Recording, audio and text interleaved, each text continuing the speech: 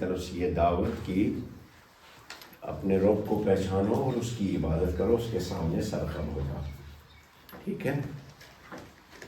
آئیے پہلے ہم دیکھتے ہیں جب آپ لکھیں گے تو ذرا ٹھیک ڈھنگ سے اگر آپ لکھیں گے تو آپ کو ایک چیز لکھنی ہے. پہلے اللغات نظر آتا ہے کہ نہیں؟ اللغات پہلے ہم یا حل اللغات بھی آپ کہہ سکتے ہیں. حل اللغات میں آپ مثلا لفظ کے نیچے یا نیا لفظ آیا، یہاں ایو کا لفظ آیا، اس کو آپ وضاحت کریں گے. پھر عبدو کا لفظ ہے، اس کی وضاحت کریں گے. اگر رب کی کریں یا خلقکم یا والذین، اتنے سارے لغات ایک ہی آیت میں کرنا بورنگ ہو جائے گا. اور تتقون کا لفظ بھی آپ پڑھ چکے ہیں. 2 لفظوں کے پہلے لغات کے بعد پھر ہم کہتے ہیں حل اللغات کے بعد النحو. آپ حل النحو بھی کہہ سکتے ہو. حل الصرف، آپ حل الصرف کہہ سکتے ہیں. حل الصرف کا مطلب جو صرف کی بات آپ کو بتائی جائے گی. مثال کے طور پہ آپ کو عبدو کا لفظ بتایا جائے گا، مفرد ہے، مثنیٰ ہے، جمع ہے، کیا ہے، ماضی ہے، مضارع ہے، جمع ہے، غائب ہے، امر ہے، کیا ہے، وہ اس میں اس ذیل میں آپ لکھیں گے. اور کسی آیت میں آئے گا یہ حل الصرف کسی میں نہیں آئے گا. اور یہ لکھنے کے بعد پھر تیسرا آپ لکھو گے حل النحو، جو اہم ہے. حل النحو اس میں آپ کو ضرور بتانا ہے کہ یہ جملہ ایک اس آیت میں جو ہم نے پڑھا جملہ فعلیہ ہے، جملہ اسمیہ ہے، کیا ہے، اسمیہ ہو کر کے کون سا جملہ ہے، فعلیہ ہو کر کے کون سا جملہ ہے.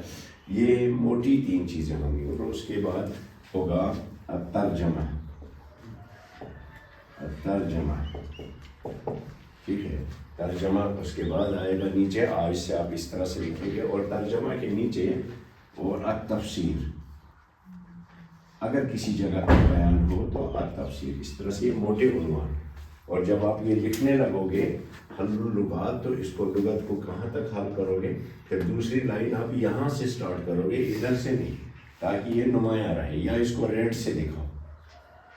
ٹھیک ہے. اور کتنا کیا تشریح ہے وہ ادھر لکھنا. پھر حل الصرف میں لفظ آپ لکھیں گے یہاں پورا، مثلا عبدو کا لفظ ہم یہاں لیں گے، کیا صیغہ ہے، یہ کیا بتایا جائے گا اس کے بارے میں وہ لکھو گے. پھر پورا جملہ کہاں پورا ہوتا ہے، کیا ربط ہے ان کے اندر. اس کے بعد پھر ترجمہ لکھتے ہیں، اور ترجمے کے بعد تشریح بھی لکھتے ہیں. تشریح جسے تفسیر ہو گئے. ٹھیک ہے. اس کو آپ ریڈ میں لکھ سکتے ہیں. آپ لکھ لیں، اگر لکھ سکتے ہیں لکھ لیجیے. یہ اس طرح سے آپ کریں گے. یہ موٹی چیزیں ضرور ہونی چاہیے. بسم اللہ. آئیے ہم دیکھتے ہیں یا جو ہے یہ حرف ندا ہے. ٹھیک ہے. یا حرف ہے، حرف الندا. ندا کا مطلب کیا ہوتا ہے؟ حرف الندا کا مطلب ہے آواز لگانے کے لیے جو حرف ہم استعمال کرتے ہیں. ٹھیک ہے. اور جو حرف ہم استعمال کرتے ہیں وہ کیا کیا ہیں؟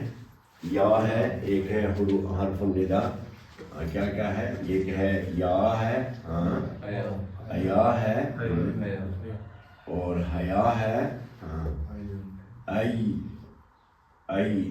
ہے، اور ای بھی ہے. ای، یا، ایا، حیا، ای، آئی، ای، یہ ان سے ہم ندا کرتے ہیں، حروف الندا.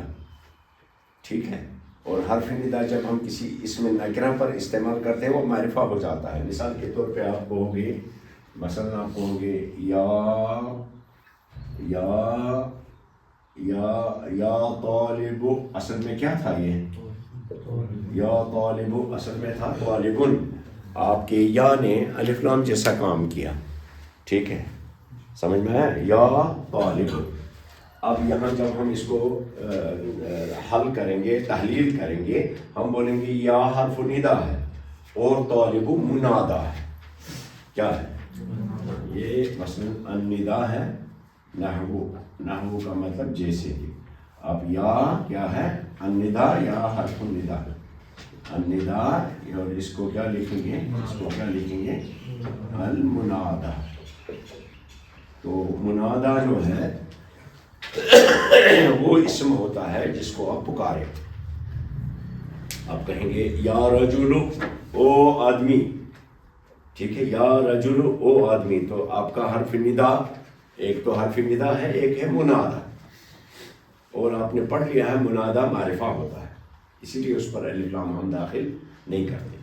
لیکن جب اس پر الف لام داخل کرنا ہو کسی وجہ سے، تب ہم بیچ میں اس کو ایہا کا لفظ لاتے ہیں. ایو، ایک ہے ایو اور ایک ہے ہا.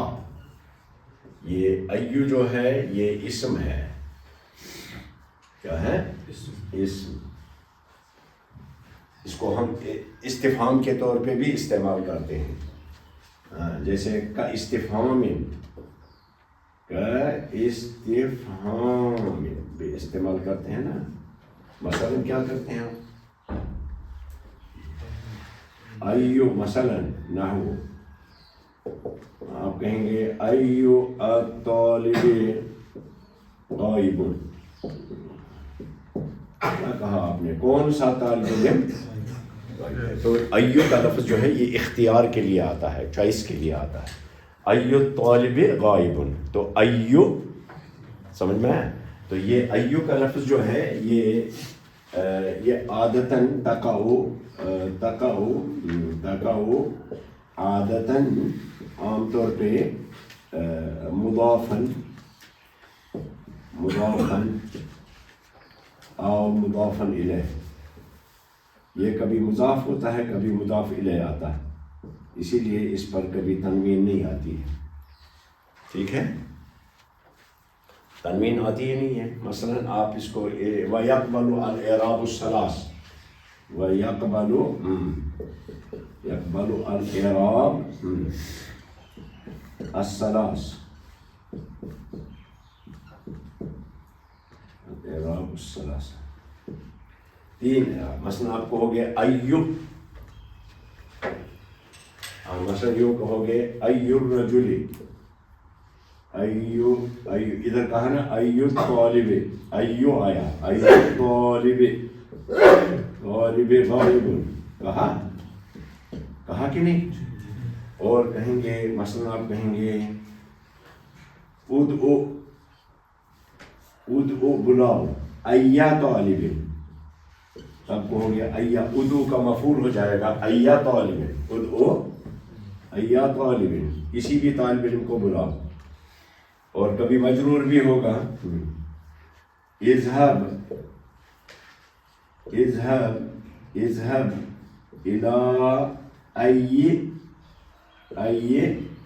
اي طالب. تو آپ کے تینوں اعراب اس نے قبول کیے. کس نے؟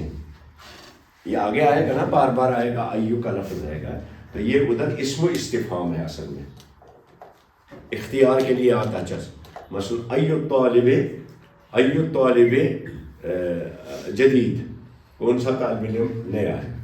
سمجھ میں آئی بات؟ تو یہ اسم ہے اصل میں. اور کبھی کبھی یہ انون اسم پر دلالت کرتا ہے.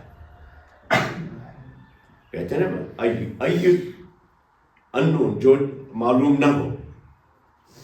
سمجھ میں آئی بات؟ تو اس کا ترجمہ کون سا، کیا. اور کبھی کبھی اس کا معنی جو سا ہوتا ہے، تب اس کے ساتھ ہا و تنبیہ آتی ہے جو یہاں ہے. یہ ہا جو ہے یہ تنبیہ کے لیے آئی ہے. تنبیہ الرٹنس کے لیے آئی ہے. اب ایوہا، یہ دونوں ہم داخل کرتے ہیں. ایو اور ہا کون سا؟ حرف اختیار، اسم استفہام اور ہا و تنبیہ. یہ ہا جو ہے عربی میں عام طور پر، جیسے قرآن پاک میں ہا انتم ہاؤلائی، ہو تو ہی گوا تم لوگ، تو یہ تنبیہ کے لیے آتی ہے ہا. تو دونوں کو ملا کر ایوہا کو ہم استعمال کرتے ہیں اگر ہمارا منادا معرفہ ہو الف لام سے. یہاں ہمارا منادا جو ہے الف لام پر آپ نے داخل کیا، تو آپ نے یا ایوہا الناس کا. اور اب اگر آپ کہو گے، مثلا آپ کہو گے یا رجلو آپ نے کہا تھا یا رجلو، لیکن اگر آپ کا رجل معرفہ ہے تب کہیں گے یا ایوہا، ایوہا، پھر الرجل آگے کہیں گے الرجل. یعنی آپ کا منادہ جب معرفہ ہو تو بیچ میں آپ کو حرف ندا کے بعد ایو لانا پڑے گا اور اس کے ساتھ ہا لانا پڑے گا، ہا و تنبیہ. یہ کب ہوگا؟ جب آپ کا منادہ معرفہ ہو الف لام سے. تب آپ کا منادہ جو ہے وہ اسم نہیں رہتا، بلکہ منادہ وہی بنتا ہے ایو کا لفظ. نہیں سمجھے؟ جب آپ نے یا کہا، جب آپ نے یا کہا، یہاں کیا کہا تھا؟ یا رجل، یا حرف ندا تھا، رجل منادہ. لیکن جب آپ نے یا ایو ہر رجل کہا تب آپ کا حرف ندا یا ہوگا، ایو منادہ ہوگا، ایو منادہ ہوگا. ہاں تنبیہ کے لیے آئی ہے. اور الرجل تب بدل ہوگا اس کا، یا ایو الرجل. تو ایو سے کیا مراد ہے؟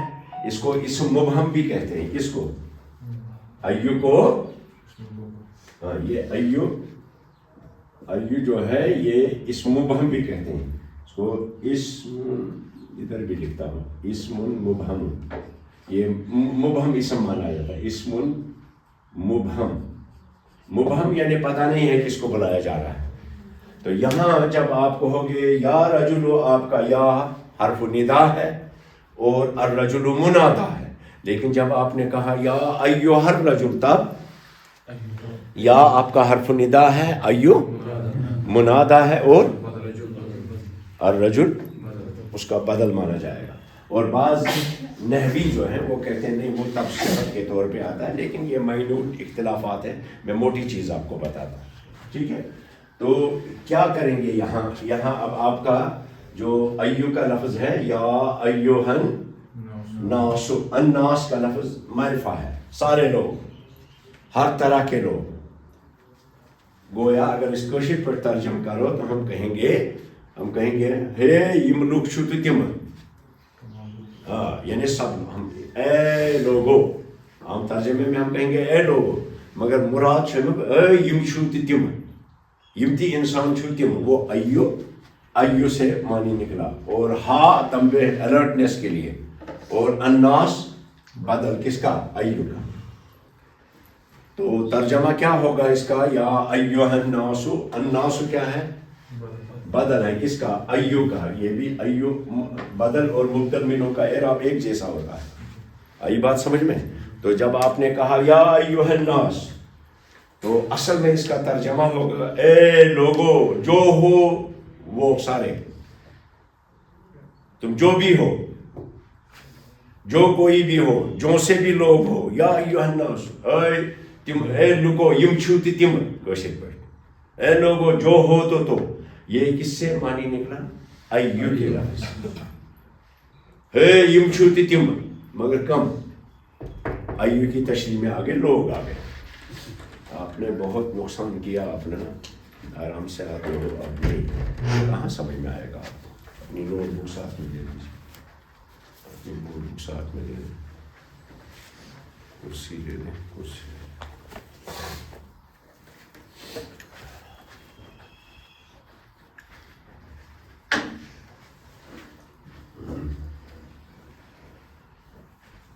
اب عبدو کے لفظ کو دیکھ لیجیے. یہ لفظ آپ پہلے پڑھ چکے ہیں پہلے لفظ عبدو کیا ہے؟ عبادہ، یعبد سے عبد، اور جمع کا صیغہ عبدو، یا ایھا الناس عبدو. اب یہاں تک کا ہمارا جو اسم ہے، یہ جملہ کون سا ہے؟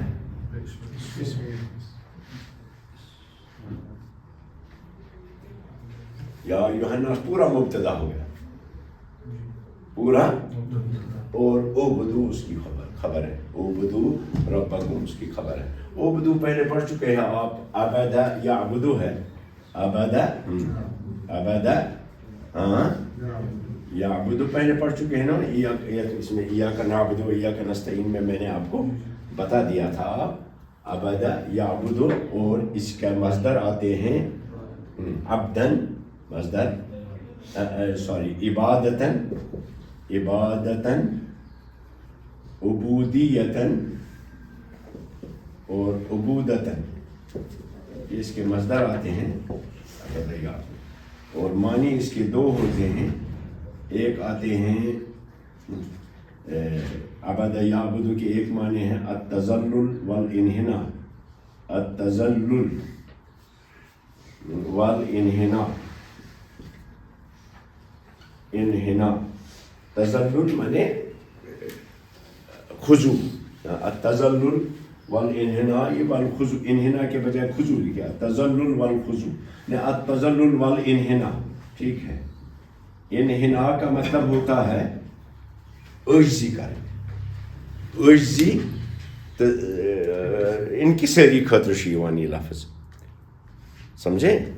تو جب اللہ فرماتا ہے یا ایھا الناس اعبدوا، تو اس کے اندر تذلل اور انحناء کا معنی شامل ہے. یعنی کیا کرو، خدا سند خاطر رجوع، نرم، خدا کے لیے عجزداری اپنے اندر پیدا کرو.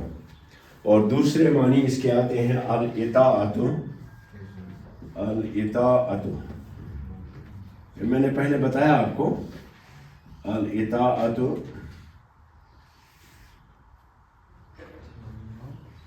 الاطاعت والامتثال، امتثال، مانن زانن، اطاعت کریں، مانن زانن چھُ دوٚیِم معنیات. سمجھے کہ نہیں؟ اور پہلے معنی میں غلامی، خدمت، انکساری، عجزداری سب معنی مراد ہیں. اور دوسرے میں اطاعت، فرما برداری، ماننا، اور امتثال، تی کرن یہ ونوس. سمجھ میں آیا؟ تو دو معنی کے لیے آتا ہے. لیکن کبھی کبھی دونوں ہی معنی کسی جگہ پہ قرآن پاک میں ایک ہی معنی ہے، دو اوپر والا معنی کسی جگہ پہ ہے، کسی جگہ پہ نیچے کا معنی آیا ہے، اور کسی جگہ پہ دونوں معنی ہیں. اور یہاں پہلی بار یہ لفظ آیا ہے سورۃ البقرہ میں، اور جس اعتبار سے اللہ تعالیٰ یہ فرما رہا ہے اس کا مطلب ہے کہ تذلل بھی اختیار کرو اور اطاعت بھی اختیار کرو. اطاعت اگو اطاعت، لیکن جب اس کے اندر تذلل آتا ہے تو اس کا مطلب ہے کہ دل سے بھی چاہتے ہیں اور اس کے سامنے سرخم ہو جاتے ہیں. تو رب جو ہے ہم سے مطالبہ، ہمیں حکم فرماتا ہے کہ اللہ کی عبادت اختیار کرو، اس میں تذلل اور اطاعت دونوں آنے چاہیے. سمجھے؟ تذلل اور اطاعت، غلامی جسے ہم کہتے ہیں. پیچھے پڑھ چکے ہیں آپ، اس دن میں نے بتایا تھا آپ کو. تو عبدہ یعبد عبادتاً، عبودیتاً، عبودتاً، تو معنی کیا ہوں گے؟ ایک ہے تذلل والانحناء. انحناء کو مطلب گڑ گڑانا، عجزداری کرنا. تذلل کا مطلب نرم پڑ جانا، سمجھ میں آنا. اور دوسرا ہے الاطاعت والامتثال، اطاعت فرما برداری کرنا اور امتثال. تی کرن یونی، تی کرن، امتثال الامر ہوتا ہے ماننا، بات ماننا. جیسے ساری دنیا کے ساتھ بیٹا اختلاف کر سکتا ہے، اولاد اختلاف کر سکتا ہے، اپنے باپ کے ساتھ اختلاف نہیں کر سکتا. تو وہاں اس کو امتثال الامر کرنا ہے، جو باپ کرے گا وہی کرے گا. سمجھ میں آیا؟ تو اسے امتثال الامر کہتے ہیں. تو جب اللہ نے فرمایا اعبدو، کون سا صیغہ ہے؟ عبدہ یعبدو سے اعبد، اور جمع اعبدو. تو اعبدو آگے رب کیا ہے؟ مضاف، اور کم مضاف الیہ، ربکم. تو کیا ہو گیا سارا؟ المفعول، مضاف اور مضاف الیہ، مضاف الیہ، المضاف مضاف الیہ، دونوں مل کر کے کیا ہو گئے؟ المفعول بہ. تو یا ایھا الناس پورا جملہ کون سا ہو گیا؟ کہتے ہیں یا جو ہے یہ حرف ندا ہے، اس کا مطلب ہوتا ہے ادعو، اطلب، اس لیے وہ جملہ فعلیہ ہو گیا. یا حرف ندا ہے لیکن یہ فعل کے معنی میں آتے ہیں. یا کا مطلب ہوتا ہے انا ادعو، انا اطلب. سمجھ میں آیا؟ اس لیے یہ معنوی طور پہ جملہ فعلیہ ہے یہ. اور پھر دوسرا جملہ ہے اعبدوا ربکم. یہ جملہ فعلیہ ہے. اعبدوا، عبد یعبد سے اعبد، سمجھ میں؟ تو یہ جملہ جس کے اندر، جس جملے کے اندر طلب ہو، حکم ہو کسی کام کے کرنے کا یا طلب ہو، اس جملے کو ہم عربی میں جملہ انشائیہ کہتے ہیں. جملہ فعلیہ انشائیہ ہے. اعبدوا ربکم جملہ فعلیہ انشائیہ. اور پھر الذی آپ کو معلوم ہے اسم موصول ہے. اور خلقہ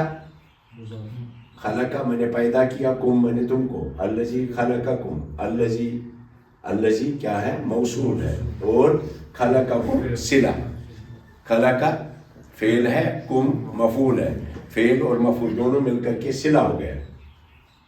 تو صلہ اور صلۃ الموصول دونوں مل کر کے جملہ اسمیہ ہوں گی، چونکہ الذی بطور مبتدا کے بھی مانا گیا ہے کہ الذی جاء، الذی یعنی وہ آدمی، جاء کی جو آیا. تو الذی کے بعد عام طور پہ فعل آتا ہے. تو واو عطف کے لیے ہے الذین، پھر وہی موصول ہے. اور من حرف جار ہے. اور قبل اور کم مضاف مضاف الیہ. من قبلکم، ہاں والذین من قبلکم بولیے. اور والذین تو اسم موصول پھر آ گیا. اور من قبلکم مضاف اور مضاف الیہ دونوں مل ہے نا، اسم مضاف اور مضاف الیہ مل کر کے مجرور ہو گئے اس کے. تو کیا ہے؟ والذین من قبلکم صلہ اور صلۃ الموصول ہے، جو دوسرا جملہ اسمیہ بنتا ہے. لیکن اس کو ہم جملہ اسمیہ کے بجائے صلہ اور صلۃ الموصول کہتے ہیں، جو پہلے والے اسم کے ساتھ جڑا ہوتا ہے. کمپلیٹلی انڈیپینڈنٹلی اس کو الگ معنی نہیں نکال سکتے، کیونکہ یہ پہلے والے جملے سے ملے گا تو تب معنی پورے ہوں گے. اس لیے اس کو ہم صلۃ الموصول کہتے ہیں، پورا الگ جملہ نہیں مانتے ہیں. پھر لعلکم ہے. لعلکم آپ کا لعل جو ہے کون سا اسم ہے؟ مشبہ بفعل ہے. لیکن یہ کم جو ہے اصل میں کیا تھا؟ انتم تھا نا. اور تتقون خبر تھی نا. تتقون تو معلوم ہے آپ کو، پیچھے بھی پڑھ چکے ہیں. لعلکم تتقون ادم میں یہ وقع یقی سے باب افتعال پہ چلا گیا. افتعل یفتعل یتقی یتقی، واو تا میں بدل گئی. اتقا یتقی، انت تتقی انتم تتقون ہے. یہ تو معلوم ہے آپ کو، یہاں لغت اس کی لکھنے کی ضرورت نہیں ہے. تو انتم تتقون، انتم مبتدا ہے المبتدا، اور تتقون فعل ہو کر کے الخبر ہے. اور مبتدا اور خبر دونوں مل کر کے کیا؟ الجملہ ہاں الاسمیہ، الجملہ الاسمیہ. اور جب لعل داخل ہو گیا اس پر، لعل جب داخل ہو گیا، ان کأن لیکن لیت لعل جب یہ داخل ہو جاتے ہیں کس پر؟ کس پر داخل ہو؟ نہیں، ضمیر پر. تو ضمیر منصوب ہو جاتی ہے نا، یا اسم پر اسم منصوب ہو جاتا ہے. ضمیر ہوگا، ضمیر نصب بن جاتی ہے. انتم کم میں بدل گئی ہوگی، ضمیر نصب ہوگی. تو لعل کے بعد انتم جو ہے یہ کیا بن جاتا ہے؟ انتم یہ کم بن جاتا ہے. تو اس لیے آپ کا لعل نے اس پر تعلیل بتا دی، اس کی وجہ بتا دی. ٹھیک ہے. اصل جملہ ہمارا ہے انتم تتقون. ٹھیک ہے. اس میں اللہ پاک جو ہے یہ نتیجے کے طور پہ جملہ فرماتا ہے لعلکم تتقون. یہ سارے کے نتیجے کے طور پہ لعلکم تتقون. عبادت کرو اس رب کی جس نے تمہیں پیدا کیا، ہاں، اور تم سے پہلے لوگوں کو بھی پیدا کیا، تاکہ تم پرہیزگار بنو. تتقون تم بچو. میں نے بتایا آپ کو تتقون کا معنی پہلے. بچو کس سے بچو؟ ادھر خرابیاں کرنے سے بچو، ادھر عذاب سے بچو. کدھر؟ دنیا میں برائیوں سے بچو اور آخرت میں عذاب سے بچو. یہ موٹے طور پہ آپ کو معنی یاد رہے گا، تاکہ تم بچو. لیکن بچو کس سے؟ دنیا میں برائیوں سے. اللہ کو رب ماننے کے بعد دنیا میں برائیوں سے بچو گے اور آخرت میں عذاب سے بچ جاؤ گے. ٹھیک ہے. اور ٹیکنیکلی اس کا مطلب یہ ہے کہ دنیا میں ہم ایسے چلیں جیسے کہ کیسے عابر سبیل، جیسے راستے سے گزرنے والا ہو اسے متقی کہتے ہیں۔ مجھے ایگزیکٹلی یاد نہیں ہے کہ کس صحابی نے کس صحابی سے، عمر فاروق سے یا کس سے پوچھا تھا کہ یا ابن عباس سے پوچھا تھا، وہ آپ دیکھ لینا چونکہ تفسیر کا نقطہ ہے، آپ اس کو دیکھ لینا۔ یہ پوچھا تھا تقویٰ کا، وہاں میں نے بتایا تھا پہلے آپ کو مانی کے ان سے پوچھا تھا تقویٰ، حضرت عمر نے کعب بن مالک یا کعب بن مالک نے حضرت عمر سے پوچھا ہوگا، اس کو دیکھنا کلیئر کر دینا۔ تو انہوں نے یہ فرمایا کہ کبھی کہیں تم جنگل میں سے جھاڑیوں میں سے گزرے ہو؟ تو کہا ہاں۔ کہا کیسے گزرے؟ کہا اپنے کپڑے سمیٹ کے۔ کیوں؟ تاکہ میرے دائیں بائیں جو جھاڑیاں ہیں ان میں میرے کپڑے الجھ نہ جائیں۔ کہا دنیا بھی یہی ہے، کا عابر سبیل، کہ جیسے راستے میں گزرنے والا آدمی ہو، یہ دائیں بائیں نہیں الجھتا، اپنے منزل کی طرف جاتا۔ تو یہ دنیا جو ہے ہمارے لیے منزل نہیں ہے، یہ دنیا ہماری منزل نہیں ہے، منزل تک پہنچنے کا راستہ ہے، ٹھیک ہے؟ اور یہ راستہ وہی راستہ ٹھیک ہوگا جو خدا کا راستہ ہوگا۔ اب ترجمہ دیکھ لیجیے کیا کریں گے۔ یا ایھا الناس اعبدوا، یا ایھا الناس، او لوگو، جو بھی ہو وہ سارے، وہ بریکٹ میں آپ رکھیں گے۔